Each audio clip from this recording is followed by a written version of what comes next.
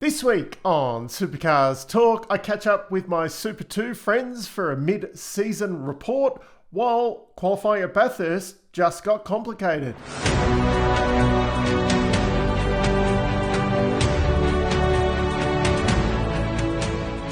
The big news this week comes as a congratulations to Cam Hill and wife Emily. They are expecting their first baby. There was an announcement made while they are on their honeymoon over in Europe at the moment. Congratulations to the two of them, and that must be why Cam is desperate to get paid properly next year because, with a first child on the way, things are going to get real expensive real quick.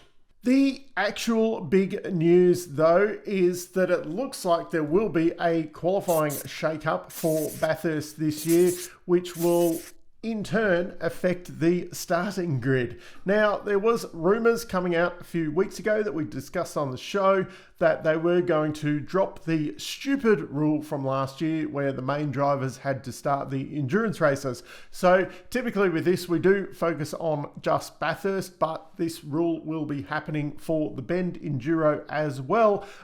We don't find that as important though, I suppose, because Bathurst is the jewel in the crown.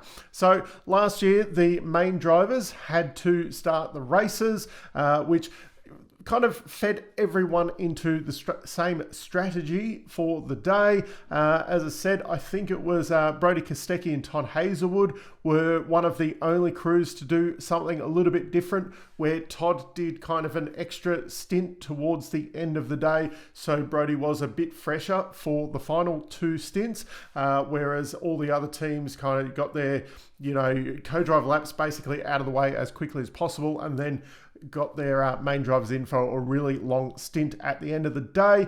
In seasons past, you would have where people decided who, if you had a really strong co-driver, maybe you start them in the race, or if you didn't have as much confidence in the co-driver, maybe you started your main guy during the day, and you had those differing strategies depending on what your goals were for the day and your confidence in the co-drivers and things like that. Whereas last year, it really specifying that the main driver had to start the race, it really focused everyone onto that same strategy. Of course, the idea behind it was to simplify things, especially at Bathurst, for those people just tuning in for the one race a year. Like, they'd be like, well, why is Todd Hazelwood starting the race? Where's Brodie Kostecki, who's leading the championship? Classic examples, though, like this year, who's that Matt Payne guy? I want to see Garth Tander because he is the real star.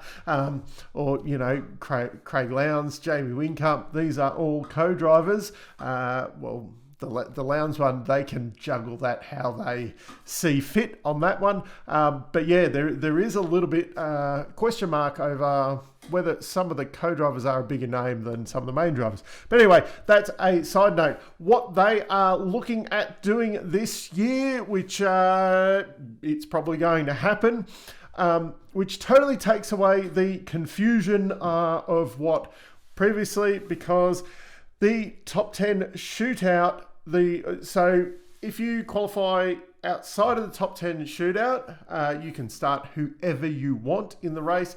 If you qualify in the top 10 shootout, you have to start the driver that partakes in the top 10 shootout. So then you will have the confusion for your once a year viewer, like, how come Garth Tander and Jamie Whincup are starting the race, and then Will Brown and Brodie Kostecki say? Just pick those names out of a hat, not sure why. But there will be, once again, it greatly advantages, I would say, the people who have got really good co-drivers. I don't think everyone will go in that boat, because realistically, a Todd Hazelwood versus a Brodie Kostecki, like, Brodie's in a shot for pole. No offense to Todd Hazelwood, but he's probably, if there's 5 main guys and 5 co-drivers in that top 10 shootout, if you're the co-driver, you're probably going to be shooting for fifth, 6th on the grid at best, if if a main guy makes a mistake, you might be shooting for fifth. Realistically, you're going for sixth and below. Someone will prove me wrong this year. But yeah, it basically means if you chuck your main driver into the shootout, you're probably going to be in, the main drivers will be the first positions and then the co-drivers will follow. What will be interesting, I think, if you've got guys, like Brock Feeney and Jamie Whincup, they could really throw a cat amongst pigeons and have, Jamie qualify there, and he could still be right up in the even then he's not. It depends how many he'll be top of the co-driver poll, I'd imagine. But yeah, you Mark Winterbottom, really good shot there of being the top co-driver, things like that. What will be interesting, I think, is if you had a shootout and most of the top guys do go, well, so we can open up our strategy options a bit better for the day, let's put the co-driver into the top 10 shootout because we have got a Winterbottom or a Whincup or a Todd Hazelwood we're very, very confident in the job that they're going to do in the shootout. And then you get someone, say like a Bryce Fullwood, just kind of scrapes into the 10 and they go, well, we don't... Brad Vaughn hasn't spent enough time in the car, etc. We're going to put Bryce in for the shootout, and he actually bangs the thing on pole because he's essentially against a pack of co-drivers. But the whole thing of the original rule was to make things more simple for the once-a-year viewer, that all the big names would be there at the start of Bathurst. Now I think the confusion will be... why is this guy starting but that guy isn't, and things like that. And then, from 11th down, they're all over the shop doing what they want. So there will be a lot of explaining on that one from the commentary team, and let's hope they totally understand the rules before it all goes ahead. Down in the comments, let me know what you think of this suggestion. I like it better than what we had last year because it does add a bit more of that intrigue. But I really liked at the start of the day at Bathurst of who was going to start the race, whether it would be a co-driver or a main driver. And I also love the top. It will take a little bit of glean off the top 10 shootout at Bathurst because you will essentially have, the guys going out, the main guys going out are going to be the ones shooting for pole, and then the co-drivers going out, essentially that takes them out of the top 10 shootout. So there won't be as much excitement in the session, I don't think, as previously. But anyway, down in the comments, let me know your thoughts. Now, it is halfway through the year for the Super 2 Championship. They've done a massive 3 rounds so far, but... Queensland Raceway coming up. They will be heading into the second half of their season, believe it or not. Sydney seems like so long ago, but then, when you look through it, not that much has happened, really. Anyway, I caught up with 3 of my friends from Super 2 so far, and here's my chats with them. Welcome back to the show, Brad Vaughn. A bit of an interesting start to the year, been a bit up and down. Yeah, thanks, mate. Yeah, it definitely has been. Very up and down. I didn't know what to expect coming into this year with a new team, new environment for me. Obviously had the second at the start of the year at Sydney, but rough few rounds. Had a bit of promise at Townsville. Unfortunately, had some braking dramas that ruined our rest of the weekend, but we are getting there slowly, so that's good. I think you won the award for the biggest lockup of the weekend. Yeah, I definitely won that. Me or the Anderson cars, yeah. Unfortunate. I lost my lock lights on the Saturday race, so it actually is quite hard to know when you're locked up without the assistant with the light on the dash. So, and then we had our braking dramas, which that was exactly that when it was kept locking up. So we think we know why, so we just got to go through that now for the next round. Is it difficult sitting there watching kind of the Tickford guys come 1, 2, 3, 4 on the weekend? Yeah, my old car passed me, braked about 30 metres later and drove off into the distance. So, that 100%, that's frustrating. But as I keep telling people, I wouldn't have a co-drive if I was there. I'd love to still be there and hopefully if I was still there, be leading the championship or somewhere at the front. But Anyway, that's the way life goes. So Your co-driver's not doing too bad a job at the moment either, so I bet you're looking forward to the endurance races. yeah, I've snagged a bit of a golden seat there, I think. No, Hmm. it's good. It's good to see Bryce going well. He's sort of, taking the lead role. I feel at the team there with Andre. Hmm. Probably had a few tough rounds. So, yeah, I'm excited for the Enduros. Should be good. Yeah, and Bryce always seems to go better at the enduros than he does with the sprint stuff. Yeah, he seems to snag a result at Bathurst every now and then. So, no pressure on Bryce, but a good result would be very good for my career. Probably for his at the moment as well. Yeah, yeah. So looking at the year so far, this is a bit of a mid-season report. How would you sum up your year so far in one word? Uh, I'm going to say challenging. But a Yep. good challenge. You really can't say it in one word. It's been a good challenge. It's been good to try something new. I've enjoyed working with everyone at BJR, and it's nice being listened to, and I enjoy progressing the car. To be honest, I've really enjoyed the environment at BJR. Highlight of the year.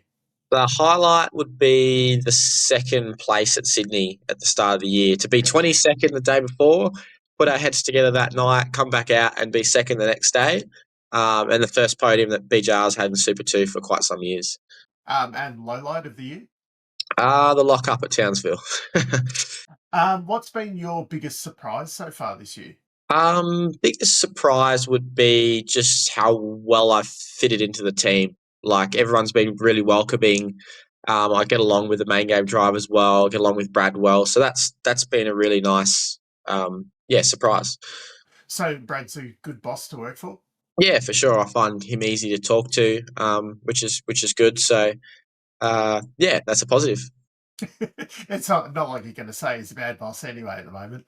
No, yeah, I can't say that, but Brad's been a racer. He knows it. He Hmm. does all the commercial side of the business. He's been there and covered all aspects. So he understands the sport very well. If you could restart the year again, what would be the one thing you'd change?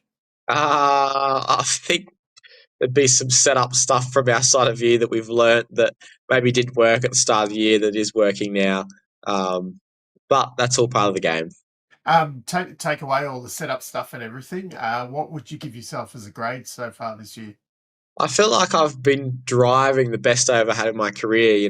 Some of the laps I did in Townsville I felt the best I've ever done in my life. So I feel like we did doing a good job, even though we haven't got anything to show. So I know maybe a 8.5 out of 10. Well, 8 out of 10. That's not bad. That's not bad. What are you looking most forward to for the second half of the year? The Enduros for sure. Have my second attempt at Bathurst, being a more competitive car. I'm really looking forward to that. Should be good. Do you think you're better prepared for the switch between the two cars this year as well, having that experience last year? Yeah, 100%. The plan is to at this stage do both on the same weekend. So um, yeah, having done it before, I know what to expect, and I think being the bit more of the co-driver role at BJR rather than sort of leading the role a little bit more last Yep. year will take a lot of pressure off me. Yeah, yeah. Do you get a test day before then? No, so the whole field gets a test day at QR on the Tuesday after the event, Yep. and that's for everyone, and that's all we get. So, so that's the only chance you get to drive the car. Yeah, I'm sure been full co-driver life with the worst tyres Bryce has got, and got a full tank of fuel and do some race runs and that sort of stuff. But yeah, it is really not much at all. Do you get a chance to do any of the what are the hot lap sessions? Yeah, I was very thankful to do the ride day at the start of the year at Sydney. Yeah. Um, BJR do not do the Perth ride day or the QR ride day. So, Okay. yeah, that'll be my only one. But I'm not stressed. We will do plenty of pit stop practice in the workshop and plenty of laps before the enduros in the Super 2 car as well. And is there anyone that you need to square up with for the second half of the year? I'd love to square up with one of the Tickford cars. I think to have a race with them and be competitive would be amazing. Well, I think you're probably in with half a shot if everything can go right on one weekend, because it's definitely shown the pace, if not for showing the results so far. Yeah, 100%. I feel like we're ragging a result out of this car at the moment. As soon as we get a few more procedures and nail some things down, hopefully we have a better second half of the season. Well, we're all looking forward to seeing that and seeing you back in the enduros. So until next time we catch up, all the best. Thank you, mate. Thank you. So back on the show once again, we've got Cody Burcher. Interesting weekend in Townsville. I suppose we'll start off with the good bit. How was the rugby ball on Saturday night? Yeah, the rugby was good. Fortunately, I didn't get to go watch it. Unfortunately, I didn't get to go watch it. But we were. It was definitely a tough weekend for sure. Like we went in there, I felt like we'd just been building the first two rounds, and it just didn't. We struggled to find a bit of pace up there. But yeah, it was a little bit of it's definitely one of the tougher weekends I've had. But on the other side, there's also plenty of things that we can take out of it to, hopefully we never get in a rut like that again. But, there's plenty of things we also can learn from a weekend like that and take it into the next round. Like we're only, just over a week and a bit, 2 weeks out from Queensland Raceway. So, short turnaround is good. So then we can, take everything that we probably learnt the hard way at Townsville and capitalise on that and, hit the ground running up there and at Ipswich and, hopefully rectify the difficult weekend we had. I suppose the key thing for you as well, it was all 5 of the Eggleston cars were a bit lost, it seemed. It wasn't just you specifically. Yeah, I think we all were having, a bit of a similar struggle as such, which, but whilst it wasn't the weekend any of us were after, I got all the faith in the team, and in between, even just between now and then, it hasn't been pondering on the tough weekend we had. It's been how can we come out swinging at Queensland Raceway. So it's I guess it's learning from everything that happened and rectify it and figure out why, and then have a go at Queensland Raceway, and then fingers crossed we can be back where we know we're capable of being. Did you get a test in between as well? Before Townsville, yeah, but not in between these next 2 rounds. Oh, okay. The turnaround's a bit too short. Like by the time all the teams spend 2-3 days, travel back, prep the cars, and go again. There's not much. There's not much time to squeeze anything in, let alone another test day. It is a long way to travel between those two. Looking at the year so far, what would you say would have been your highlight so far? Oh, we started off really well at Eastern Creek. Obviously, we had the one pole position, and realistically, had the speed to. If I didn't get a cut track at the last corner at Eastern Creek, that would have been probably 2 poles. So, it's extremely that was great. But like I said, I feel like we've been building all the time. And as I said, the weekend at Townsville was certainly tough, but there's plenty of things. Those weekends are the ones where I almost feel like sometimes you learn the most. And, we can work out where the issues came from, where the struggles came from, and go from there. But, yeah, Eastern Creek has definitely been, so far a really good round. But, we want to keep building on that. We definitely want to, move up the front more and a lot more consistently too. We're definitely not complacent, and there's no reason to be complacent yet. So we're all working extremely hard as a team. And look, I got the faith in everyone at Eggleston Motorsport to get the Orcon Commodore back up there. Get those sponsor plugs in. On the flip side, I suppose Townsville then the low light. Yeah, it was as I said, it definitely wasn't an ideal weekend by anyone's standard. The Eggleston team have so much success. They've won championships. They've won plenty of races. I think arguably the most successful team in the category. So as I said, I got every faith in them, and that we can rebound, and myself as a driver too, that I've learned from that, and yeah, I think we're all as driven than ever to do it, and the team are more than capable as well to be where they are. Everyone puts the hard yards in. It's definitely not through a lack of effort. They they're extremely switched on. You don't win the championships they've won and the races they've won because they're lacking in a department. So I'm super excited to get back up to Queensland Raceway and being around the team, learning from everyone. As I said, last time we spoke, it's a massive group of people, and they all know exactly what success looks like and how to achieve it. So it's awesome to be around a group of people that have that mindset. Have you had any big surprises this year? Oh, look, no, not really. I think, I probably, the only surprise I probably had is, the difficult weekend we had at Townsville.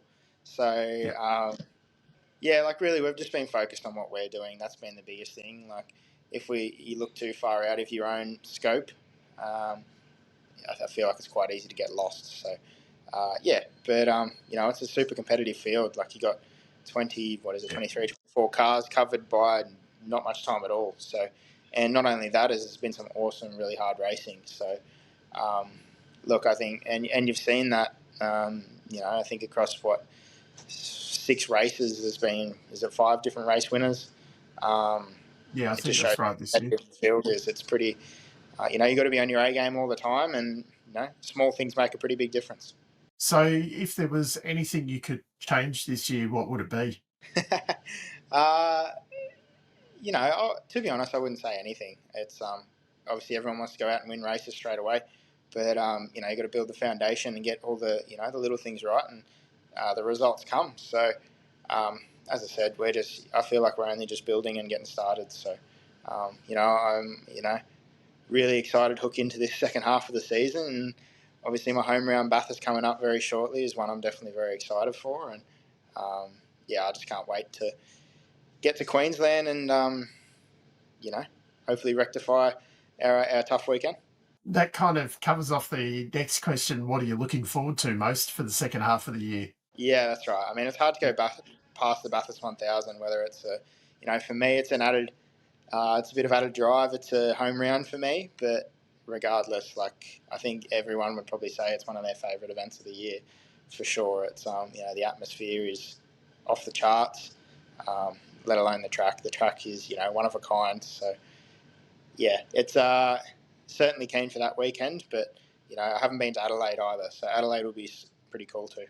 And for the ego, give yourself a grading so far this year. It's hard. I don't like to give myself too much of a rating. I think there's been obviously round 1 was an awesome way to start the season. I think at Tassie we probably didn't make the most of the speed we had, and we had a tough weekend up at Townsville. So, I'm not going to give myself a rating, but within myself, the things you can keep improving, and what you feel and know where you're at too. So, just for me, it's going to keep chipping away at myself, and I think keep doing the right things, and hopefully we'll be where we know we can be. And finally, is there anyone you need to square up with in the second half of the year? No, hopefully there's no one we need to square up at all. So definitely not in the first half of the year, and I think if that doesn't change, that'll be. I think the category's having some great racing this year, to be honest. There's it's been pretty, as I said earlier, very competitive, and the results have been open to anyone.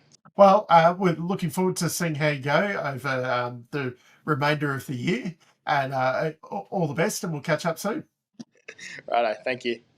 So back on the show for a mid-season report, we've got Campbell Logan once again. Welcome back. Thank you. Thanks for having me. We'll start off with Townsville. You were supposed to go well around there. What happened?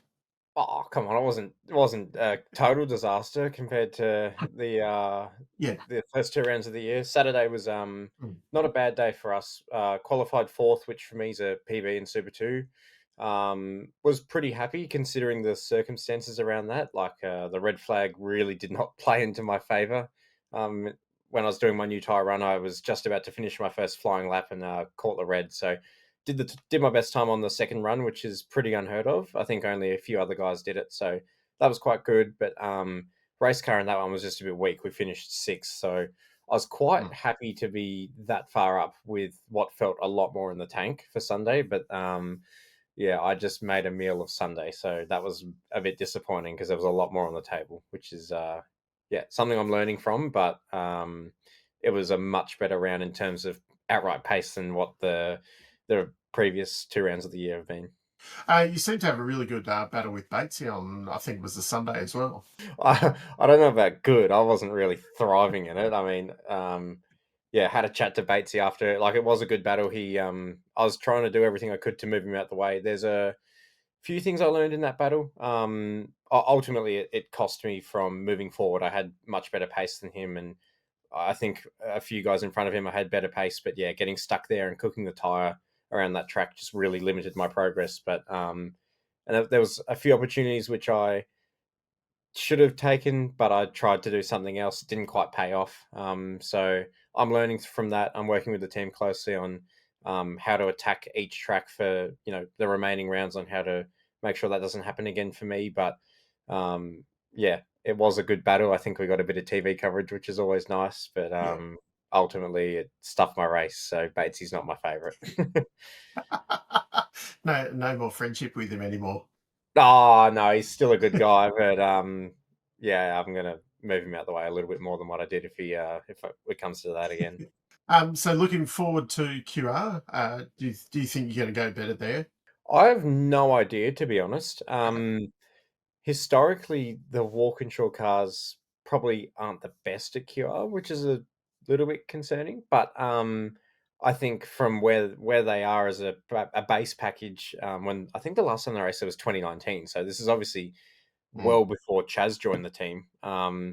With those cars, I think it's a lot different of a package from where we're at now to where it was then. So I honestly don't know. I think there's tough competition. It's Triple Eight's home track. They have done really well there in the past, and so have a lot of other teams. But I think there's every chance that, and based off the car, I think we're going to be rolling out, which is similar to some different tracks. I can't say what because they'll give too much away, but I'm reasonably confident. I think, yeah, we might have a good package for the weekend. I certainly hope we do. So looking at the year so far, well, what's one word to describe the year so far? The first one that comes to mind is either disappointing or frustrating. Yeah, it just hasn't quite been the year that I was looking for. I felt off the back of last year, I did a lot of work in the off season to make the step that I thought I needed to in terms of my driving, and I felt for the most part, apart from a few mistakes like the qualifying run on Sunday in Townsville, and a few little things. I had a similar one at Tassie. Just little things. Apart from that, I feel like I've been mostly on top of my driving. We've just been missing a bit of car speed. I mean, to be honest, everyone's sort of lacking a bit of car speed to Tickford at the moment in Super 2, it seems. But yeah, I'd say just a little bit disappointing. But that's part of the learning. And whilst it hasn't been the way I wanted it to pan out for me, I'm just trying to take it in my stride and focus on round by round. And I think we're not far away from scoring some trophies and hopefully win. I think it's right there to be done. Just need to put the whole weekend together and make sure that I'm on top of everything I need to be. A highlight of the year so far? I'd say highlight. They're probably coming from Townsville, to be frank with you. I think qualifying fourth, like I said, is a PB for me in Super 2. I think that was quite nice under the circumstances of the red flag. But I was actually pretty happy with my start in race 2 at Townsville on the Sunday. It was terrible qualifying, but I think I made up 5 spots in the first lap. I got a really good start and just braved it around the outside for a few corners, which is pretty sketchy at Townsville, the first couple of corners. But yeah, I'd say that was something I'm proud of because I've lacked a bit of aggression in the past and I've been working on making steps there. So Yeah, either of those moments, I'd say. And then the flip side, low light of the year so far. Low light of the year. Not sure. I think I don't think it's possible for me to sort of single out a. Actually, no. The low light is me stuffing up my qualifying run on Sunday, 100% in Townsville. Just gone. That's yeah. If I narrow it down to one thing, it's definitely that Yeah. because even on like the old tyre run, I think we were third or fourth.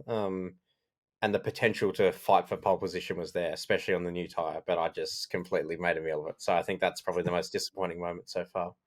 Has anything really surprised you so far this year? Tickford's pace, to be honest. Yep. Yeah, I'm not sure what they've found. Even, Townsville, I think if I had done everything, like done a perfect lap, I think I could have matched them in terms of qualifying speed, but their tyre deck just seems to be on another level at the moment. I think from the changes we made from Saturday to Sunday, I think we would have been close with a bit of clear air.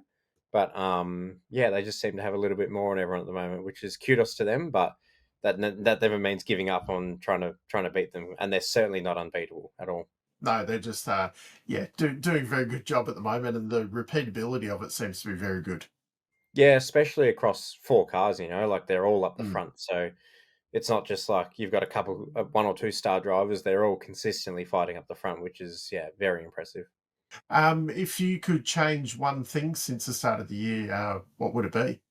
I don't know. It's when you look at analyzing your own performance, you're looking at what you can control. There's so many things in this sport which are uncontrollables, and it's pointless getting stuck down on them. So I'm not sure. Maybe just a little bit of hindsight from me, maybe in terms of the learnings I've gone through this year, like whether it's directing set up with my feedback a bit more, or if it's something like not stuffing up that qualifying run on Sunday in Townsville, just little things like that are just, probably just the hindsight of the learnings of the little things which have cost me throughout the year. I'd probably, say that.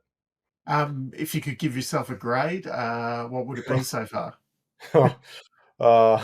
I'm not sure. Probably something, I'd say it's probably, honestly, in terms of, points scored and positions and everything like that, I'd say it's a D, it's a fail at the moment. But in terms of where I feel personal performance wise, I'd say C plus B minus. Like I think I've been relatively maximizing what I've had, but at the same time, when there has been good potential there, like there's 2 examples, especially the Sunday at Tassie and Sunday at Townsville. I didn't maximize it, so I can't say that I'm happy with that. And what are you looking forward to most for the second half of the year? That's a great question. I'm not sure. It's I've never raced at QR. I think that would be pretty cool. Seems to be, just watching a few of the old races recently, seems to be some pretty good racing around there. So I think that would be cool, but it's pretty hard to put it past Adelaide for me. Like going there last year was just incredible. Like the track's awesome, the event's awesome. Our cars are really strong there too, which is nice. But yeah, I think I'm probably most excited for Adelaide. And is there anyone you need to square up with for the rest of the year? Yeah, Batesy. Fair enough. Well, we're looking forward to seeing you hit the track again very shortly at Queensland Raceway, and all the best for that weekend. Perfect. Thanks, Dave. Thanks, everyone, for having me on again.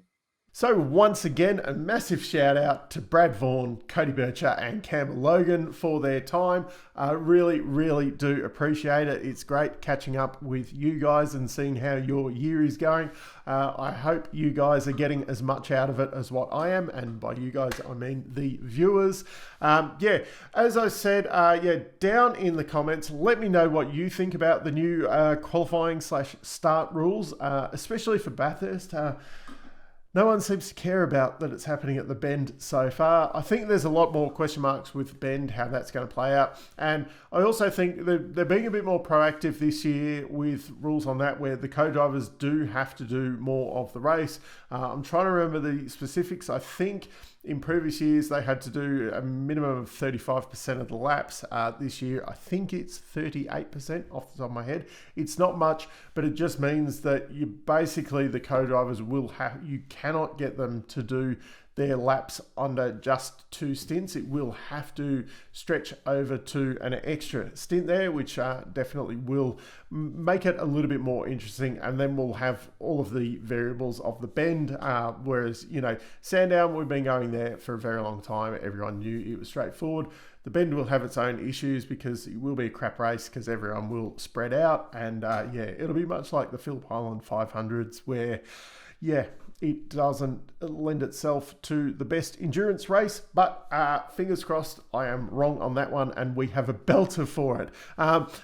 Massive shout out to the channel partners, of course, Motorfocus and Pit Lane Partners. Check out what they do. Motorfocus is pretty self-explanatory for all your model car needs, or maybe you want a model dog. I'm pretty sure they've still got them down in stock. And Pit Lane Partners, if you are mainly TA2, Trans Am, Super2, Supercars, you need help getting some sponsorship or want to do some negotiations, give them a call. Hopefully in the next few weeks we will have the proprietor of Pit Lane Partners on to explain everything a little bit better for everyone as well. So look forward to that interview coming up soon.